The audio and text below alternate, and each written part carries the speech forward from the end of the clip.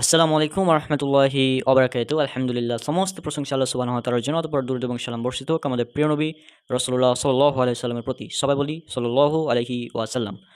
আজকে আমাদের প্রশ্নোত্তর সিরিজের ২২ নম্বর পর্ব এবং আমার সাথে আছে আমার ছোট ভাই মুবাশশিরুল ইসলাম রাবিত। তো তাকে আমি ৫টি প্রশ্ন করব। তো দেখি সে প্রশ্নগুলোর উত্তর দিতে পারে কিনা।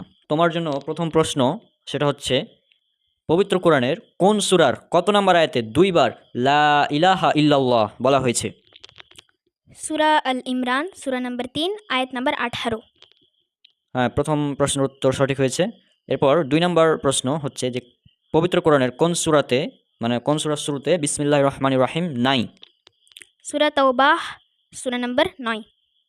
৩ নম্বর প্রশ্ন, সেটা হচ্ছে পবিত্র কোরআনের কোন সূরাতে ২ বার বিসমিল্লাহির রহমানির রহিম উল্লেখ করা হয়েছে? সূরা নামল।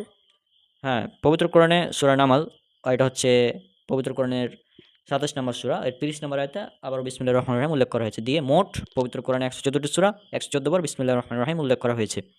এবার ৪ নম্বর প্রশ্ন, পবিত্র কোরআন তিলাওয়াতের পর সদাকল্লাহ বা সদাকল্লাহু আলিয়্যুল আযীম ইত্যাদি বলা কি?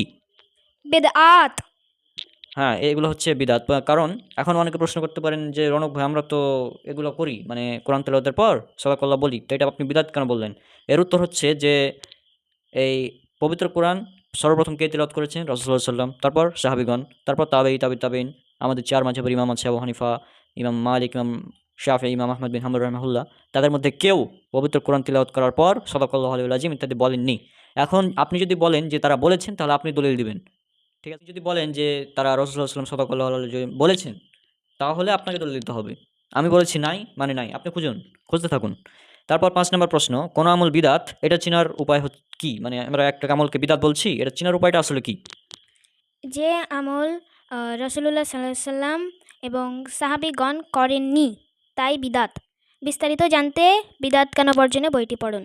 আমি যে কথাটা বলছিলাম সেটা হচ্ছে যে কোন আমল বিদআত এটা চিনার উপায় হচ্ছে যে আমল রাসূল সাল্লাল্লাহু আলাইহি ওয়াসাল্লাম করেননি, সাহাবীরা করেননি, তাবেঈন তারা করেননি।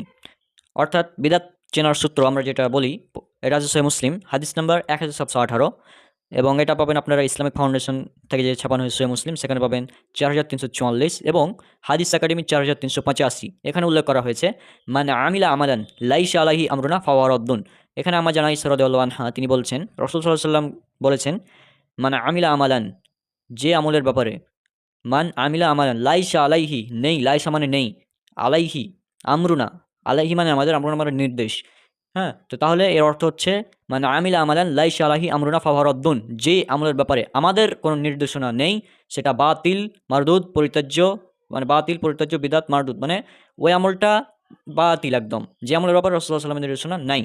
অর্থাৎ এক্ষেত্রে আমাদের বুঝতে হবে, কয়েকটা মূলনীতি জানতে হবে। মূলনীতি জানতে আমার বই যেটা আছে বিদআত কেন বর্জনীয়, এটা আপনারা পড়তে পারেন এবং আমার এই বই ইনশাল্লাহ খুব শীঘ্রই বাংলাদেশ এবং ইন্ডিয়া ২ জায়গা থেকে প্রচার করা হবে এবং এটার বর্ধিত সংস্করণ আসবে। এবং এটা আসবে কখন?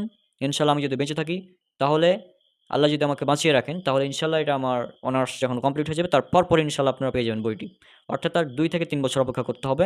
তারপরে এই বইটির বর্ধিত সংস্করণ পেয়ে যাবেন। বুঝে গিয়েছেন, যারা পড়েছে বই তারা কিন্তু বুঝে গিয়েছে যে আসল বিদআতটা কী। হ্যাঁ, তো বিদআত চেনার মূল সূত্র হচ্ছে এই হাদিস, মান আমিলা আমালান লাইসা আলাইহি আমরুনা ফাহুয়া রাদ্দুন।